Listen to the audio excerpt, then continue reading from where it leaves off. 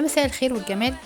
النهارده جايبه لكم بقيه سلسله المغامرات البحريه والمغامرات المائيه، بما ان بنكمل رحلتنا، وكمان نشوف احنا ممكن نروح مطروح فيها اكوا بارك ولا ما فيهاش اكوا بارك. السؤال ده جالي كتير وناس كتير سالتني، طيب الاكوا بارك الموجوده نروحها فين؟ فتعالوا بقى النهارده واخداكم في جوله نشوف فيها مع بعض اكوا بارك مطروح، فين مكانها وممكن نروحها ازاي.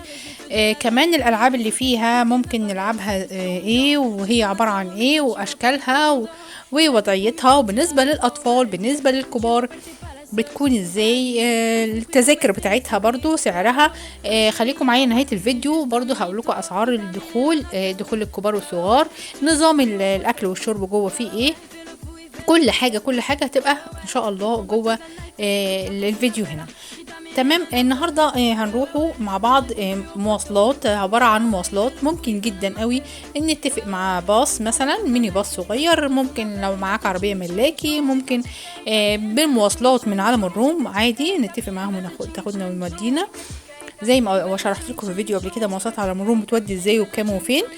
تمام. المهم بنيجي نروح، هي فين موقعها؟ اخر علم الروم، بعد في طبعا مينا الحشيش، بعد مينا الحشيش في السمكتين، بندخل بعد السمكتين يمين اخر الشارع يمين. بتيجي معانا مارسيليا اكوا بارك. الدخول فيها السعر بتاعها للفرد الكبير ب190، والأطفال تقريبا من عمر 3 سنين ل 12 سنة بتبقى تقريبا ب160، وطبعا بتختلف من سنة لسنة والوقت بتاعها. ده بالنسبة زي ما احنا شايفين كده، ده البسين بتاع الأطفال، وهنا هتجيلنا برضو الألعاب بتاعة الأطفال بنتفرج عليها، والولاد بصراحة بيستمتعوا جدا جدا. يعني بصراحة مش الأطفال بس، الأطفال والكبار، حتى لعب الأطفال يعني احنا كنا بنلعب فيها، وبصراحة كانت جميلة جدا جدا. الولاد كمان زي ما احنا شايفين كده بنقعد تحت الجردل وبيغرقنا كلنا. الولاد بيبقوا مبسوطين قوي. دي هنا كده اللي هي الزحليقه اللي هي الكبيره بتاعه الاكوا بارك، ودي الجندول اللي هو بيبقى مع طبعا العاب الكبار ديت، بتبقى في البسين لوحده مستقل عن بسين الأطفال، عشان ما يحصلش أي تصادمات أو خبطات ما بين الكبار والصغيرين.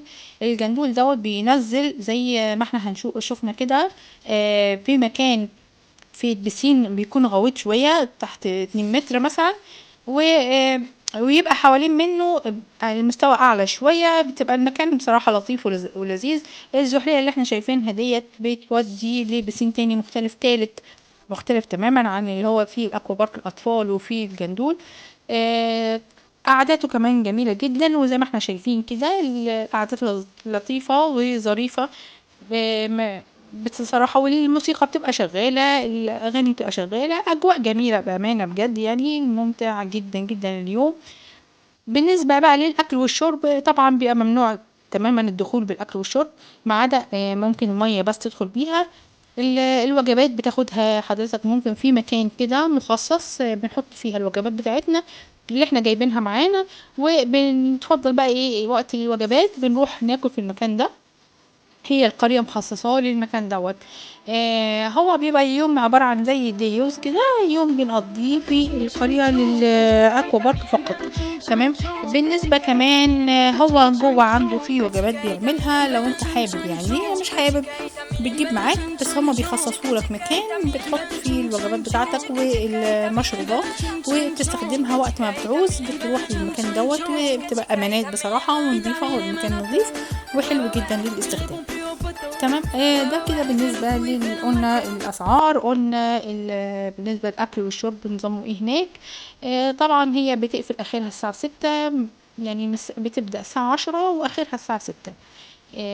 ده بالنسبة ليوم في أكوا بارك مارسيليا مطروح. يا رب يكون الفيديو بتاع النهارده كده عجبكم، وعرفنا نلملكوا فيه بالنسبة للي حابب يروح مطروح ويروح اكوا بارك مطروح، يروح فين وازاي ويركب ايه والاسعار، وبالنسبة للاكل والشرب وكمان لنوعية الألعاب اللي موجودة هناك متوفرة عبارة عن بتبقى للأطفال زحاليق والمواسير زي ما احنا شايفين كده بيدخل فيها الأطفال. في كمان ألعاب متكررة وكتير جدا بالنسبة للأطفال، بصراحة ممتعة قوي بيتبسطوا فيها. في الجردل دوت برضو بيلعبوا تحت منه الأطفال. حتى البسين ذات نفسه زي ما احنا شايفين الولاد يدوب ركبتهم مش جاية تحت المية، يعني أمان بشكل غير عادي. وتبقى مثلا الولاد بيلعبوا فيها واحنا مبسوطين وفرحانين وفي نفس الوقت مطمنين، ومكان آمن جدا للولاد. كمان بالنسبة للألعاب بتاعة الكبار زي ما احنا شفنا الجندول، في كمان اللي هي المواسير الكبيرة اللي هي فيها حمام سباحة مستقل لوحدها برضو. في كمان الزحلية الكبيرة اللي احنا شايفناها ديت ووريتها لكم برضو. كل دي بالنسبة لألعاب، يعني ألعاب بصراحة مجموعة كبيرة من الألعاب المائية في أكوا بارك مارسيليا. والمكان هو عبارة عن اوتيل او قرية كبيرة فيها فندق وفيها اقامة كاملة. لو حابين حد حابب يعمل اقامة كاملة بالفندق برضو متاح فيها. ولو حابين ان انتوا تستفسروا عن القرية او الفنادق اللي الفندق اللي فيها او الاسعار برضو عرفوني في الكومنتات وانا اجيب لكم واقول لكم عنها لو انتوا حابين. يا رب يكون الفيديو بتاعنا النهارده عجبكم، ولو عجبكم الفيديو ما ننساش نعمل لايك وسبسكرايب وشير للفيديو عشان يوصلكم كل جديد وعشان الكل يستفيد.